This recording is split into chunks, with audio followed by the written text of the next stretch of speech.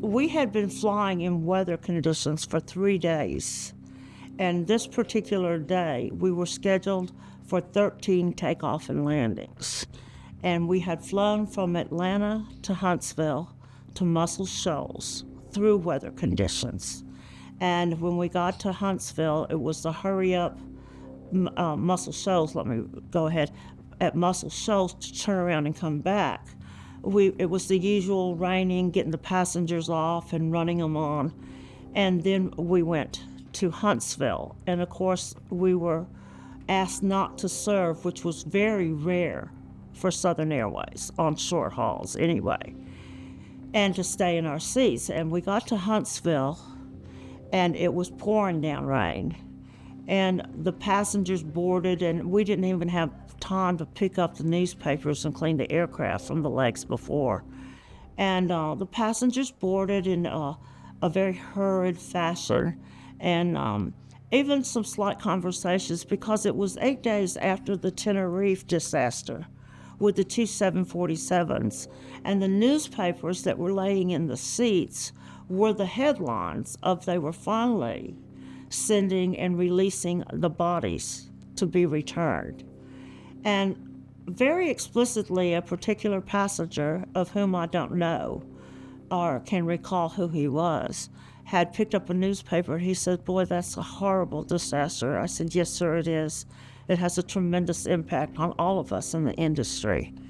And I picked up the newspaper. He held on to his to read.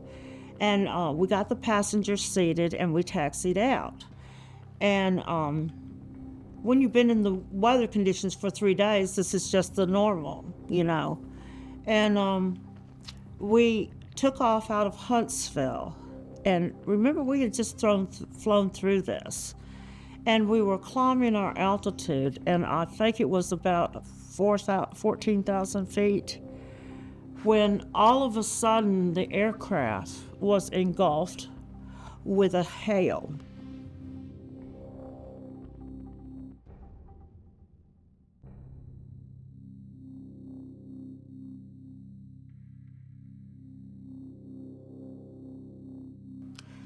When I try to describe the hail to you, the best way I can say it is that it was like boulders being thrown or hitting on a tin trailer, and you could hear nothing. The noise was so loud.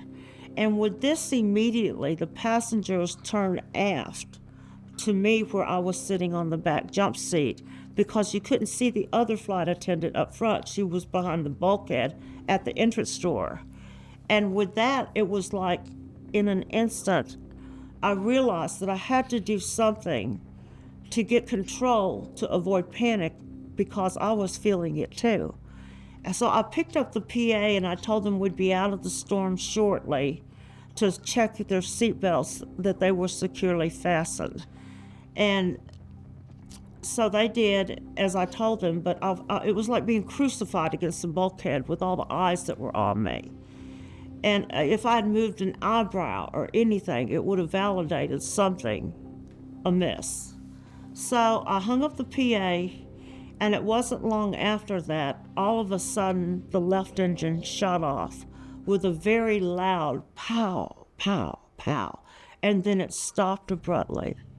And I actually thought that the engine had been torn off the aircraft. I was sitting between the lavatory doors and then the engines on either side of them on the outside.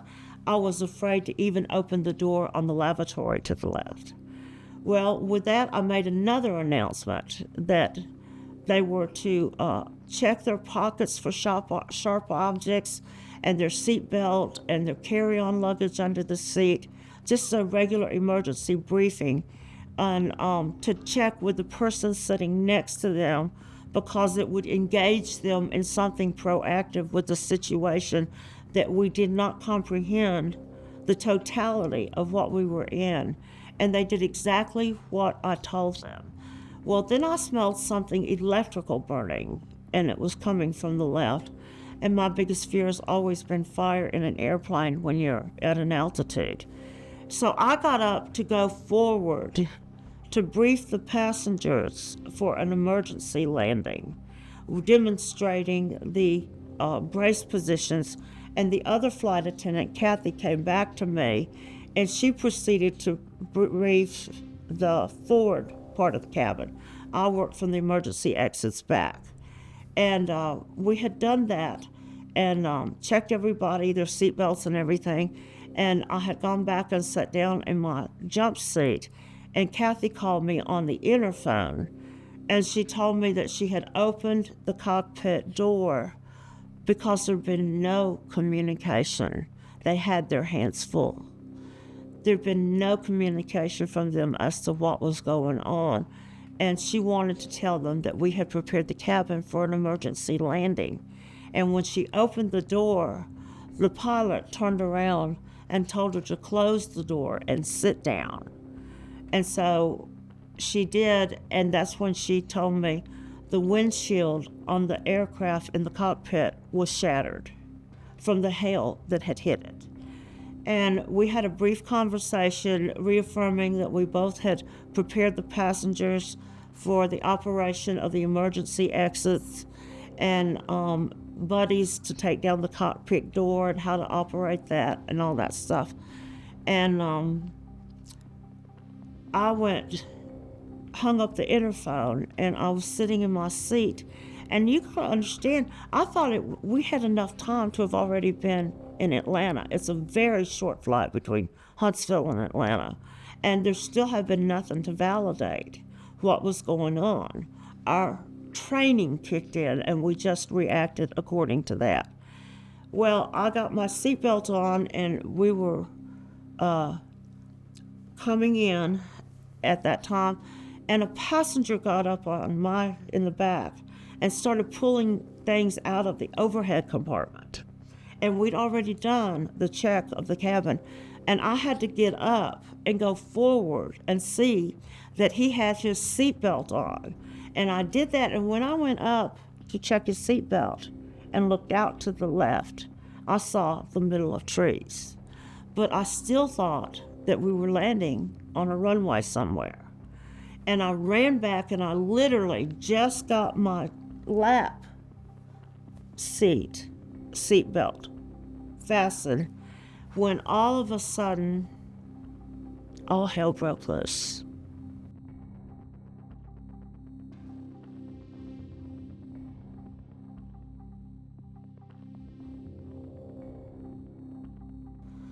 There was, for me at that time,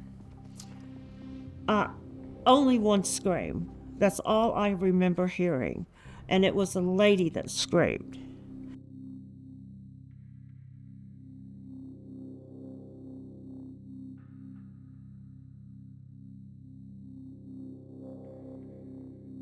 And the next thing I knew, I had come to a stop after tumbling and rolling down past the path of destruction.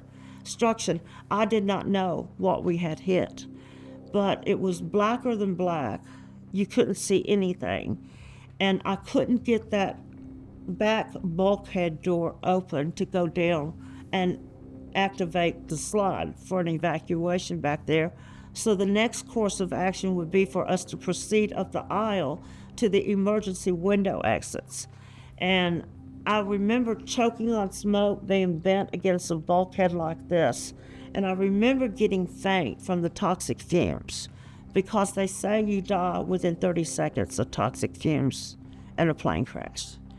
And I felt myself fading, and I got up and I knew I had to get to the windows. And I turned around and just proceeded to go up the aisles, and there was nothing but flames. And when I tell you, the flames just parted like the drapes on a stage. And it wasn't like it was all clear and I could visibly see anything. It was fire and everything and smoke. And I took about 4 steps, and then there were like explosions where I had just come out and I hit the ground. And the first thing I remember was when I looked up and was trying to get up, I still couldn't orient myself to where I was. There was no airplane. I was standing in the middle of jagged metal and debris, And as the smoke cleared, the most profound to me was the absolute silence, to hear nothing, nothing at all. Like the world stood still when I stood up, and I'm taking it in around me what had happened and what I was in. And the first thing I remember hearing was the crackling of the pine trees, like twigs, crackling fire. And then that's when I was able to take in what was around me, and there were bodies in fire.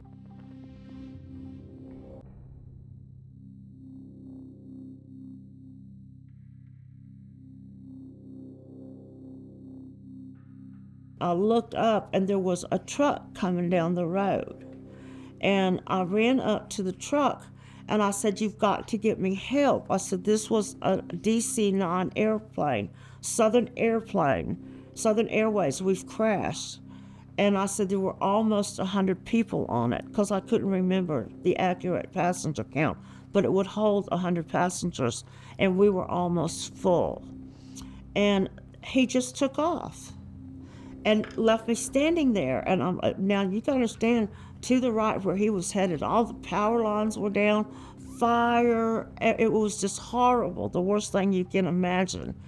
And that's when I turned and I went back and I started trying to pull people that were on fire away from the wreckage and pushing them down to put the fire out, and the bodies to reach for something and move a piece of wreckage.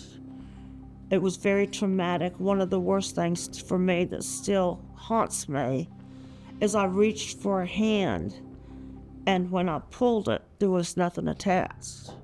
But worse beyond that I had to try and live with, is I threw it back. And I've always felt so guilty about that, because it was a human being, and that was very traumatic for me. Well, I stayed there, and of course the sirens and everything began really fast. And the power lines were down. You couldn't get up and down the road. I didn't have shoes on, so I'm walking through the debris and the fire, trying to find anything that was living and going back and forth. And then I remembered that I wanted to find my crew members and see that they were okay. And as I was walking towards the wreckage, there was a black charred figure shaped like a U, with its arms and legs pointed to heaven, completely black, that was burned. And I got past it and tried to get up to the front of the aircraft that had been cut off. And I got up there, and the cockpit had been sheared off, and you could see the front door entrance with the SOU over it of the aircraft, and behind that is where Kathy, the other flight attendant, would sit. Well, I saw what the cockpit situation was, very distressful. And I looked up and I knew that she couldn't survive that. And that's when I said, I can't look anymore. And I had been up and down, up the road and back. I went in a house. I told somebody I had to use the bathroom. And a lady took me in and pulled my hair back, and that's when a lot of my hair fell on the floor that had been burned. And I went back out, and I know they kept trying to get me to go, but I said, "You don't understand. I can recognize pieces of wreckage that you'd never know. You've got to let me help you find people." But once I went to the cockpit, that area is when I turned and said, I can't look anymore. And I got back up to the road, and a state patrol took me to the hospital at Paulding and went in the emergency room. And now it's raining also, horribly. And I got in the emergency room, and I remember there was a passenger on a stretcher there at the entrance. And he looked up, and I still can't believe this. He said, "Sandy." He said my name, and I looked down at him. He says, "I taste blood." And I remember he was burned really bad. And I bent down and I told him, I said, you may have broken a tooth. I said, but you're in the hospital now, and you're going to be fine. The doctors and nurses are here, and they're going to take care of you. Well, they asked me my name and who I was, and I said my name, that I was a flight attendant. And with that, they rushed me off and put me in a room, an examining room. And Dr. Covington was my doctor that came in, and so gingerly and tenderly embraced me. And a representative from the airlines arrived, and I remember jumping into his arms off of the examining table and just saying, we did everything we could. We did everything we could. I don't know what happened. We did everything we could. Well, by this time, you can imagine the shock is wearing off and things are coming at me. So with that, I know they sedated me, and they were taking me down the hall to, I guess it was a nursing home that was attached to the hospital. And I remember I was walking down the hall, and all of a sudden I heard somebody scream, Sandy, and it was Kathy. And I froze. I could not go to the room because I said, I can't bear to look at her. I can't bear to see her. And she came running out, and she was okay, visibly, physically. And Kathy had gone out a hole up there at the front door, out the back side. And so she was on one side of the wreckage. I was on the road through where we came down the highway and hit the gas station and cars. And she went out the back side of it and went into Sadie Burkhalter's house, and passengers followed her in there. And Sadie had told her, we got to get out. The house is going to explode. We've got to get out. So she led everybody out the back door at her house. And the passengers followed, and there was a creek back there. And some of the passengers, I'm told, laid down in the creek for the fire and their burns. But there was an embankment. And so they went up the embankment where people were there in their cars. And they were some of the first people to get to the hospital. So Kathy had already been admitted and put in a room and came running out, and the relief that I felt. And I told her the cockpit crew was dead, and she says, I know. So they took us to a porch to put my feet in a soaking solution from where they were cut up and stuff. And had obviously started sedating me because I was erratic. And I just remember sitting in those rocking chairs and doing 100 miles an hour, and all the sirens and the helicopters just really were deafening to me. And next thing I know, I was in a hospital room, and my mother got there. And after that, I can't remember much. I was transported the next day to Georgia Baptist for a stay. And then from there, I was transported weeks later to Tulane Medical in New Orleans, where I lived.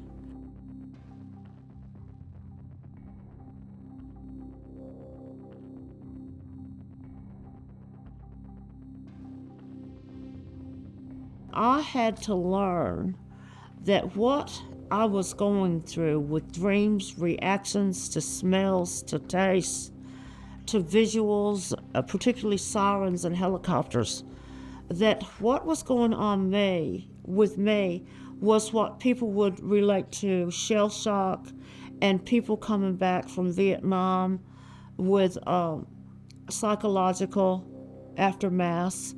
And there wasn't that much out there for crew members to relate to. And so it became imperative that I was saturated with information that would try and normalize my abnormal for what I went through, to get out of the crisis mode, to start putting things together in my life for me again, which I was lost solidly for a year and a half.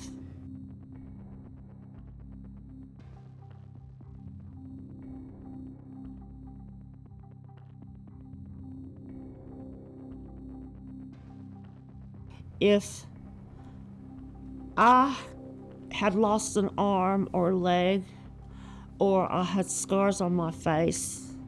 I have scars up my arms and on my legs. I call them my badges of courage now.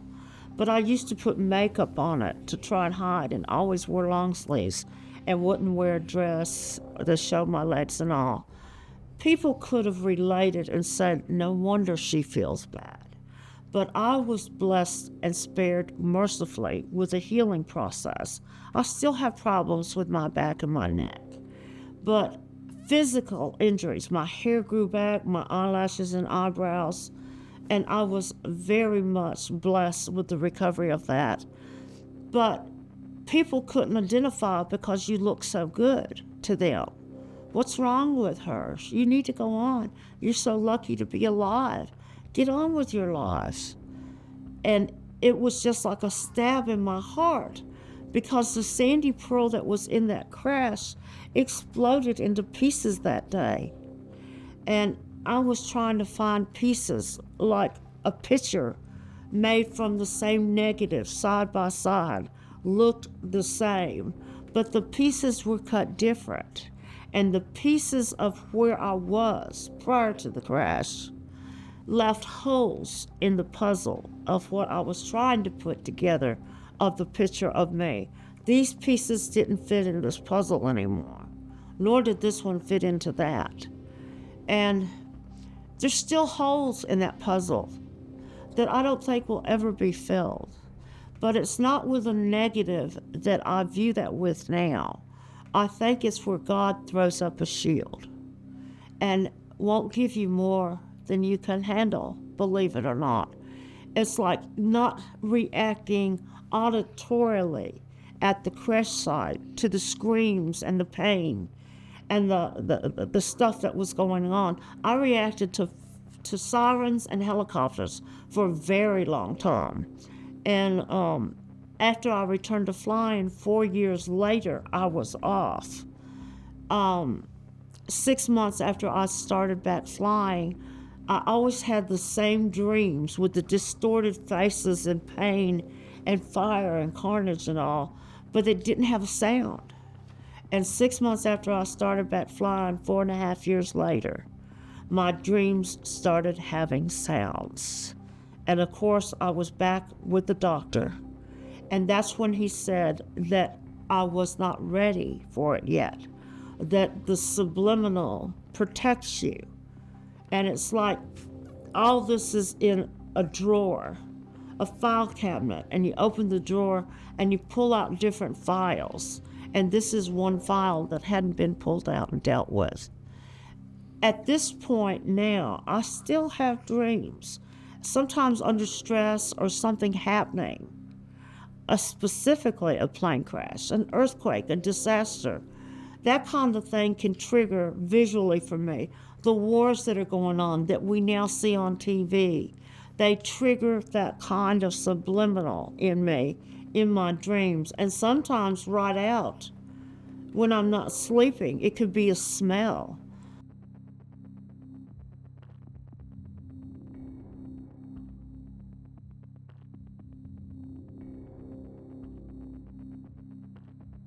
I would always come back on the anniversary. And when I came, I always brought loose flowers, specifically 72.